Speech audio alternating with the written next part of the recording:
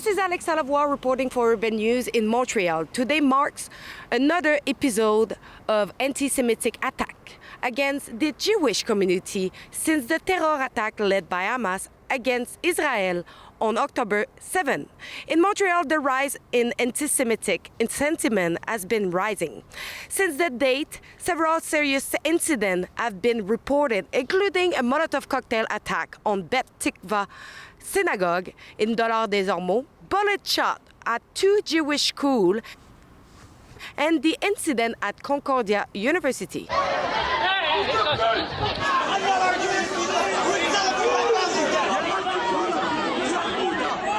Today, a Jewish elementary school fell victim of graffiti, and the Jewish Council Community Center was the scene of a Molotov cocktail attack overnight.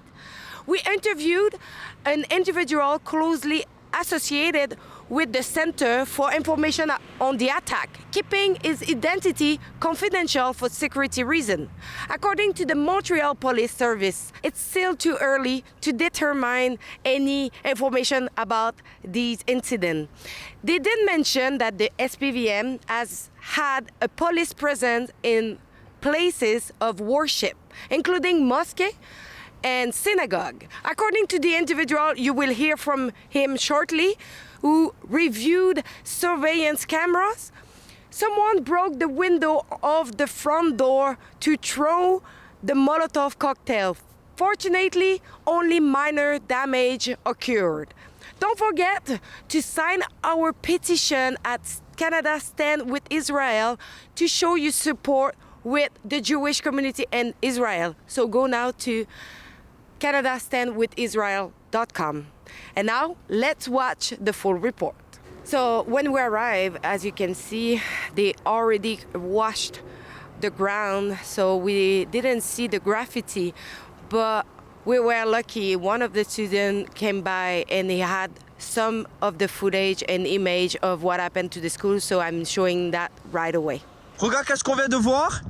Ça durant le truc en avant de l'école.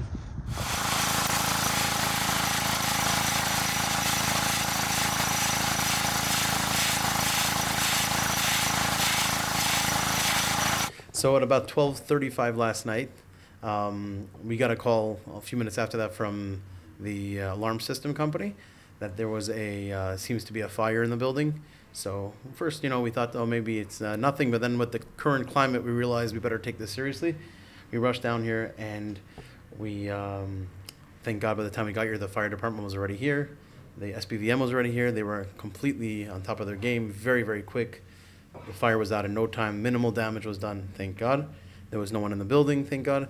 When we went up and started watching the footage together with the SPVM, which they have all the footage right now, we saw somebody take an item to smash the window, come through, put the Molotov cocktail inside, and run off. And played around a little bit for about 30 seconds, a minute, to try to put the positioning in the place where he thought there would be the most damage, and he ran off. But these are the 6 most serious attacks. People obviously are worried. That's why, as an organization, we have been demanding for more funding from the provincial and federal governments.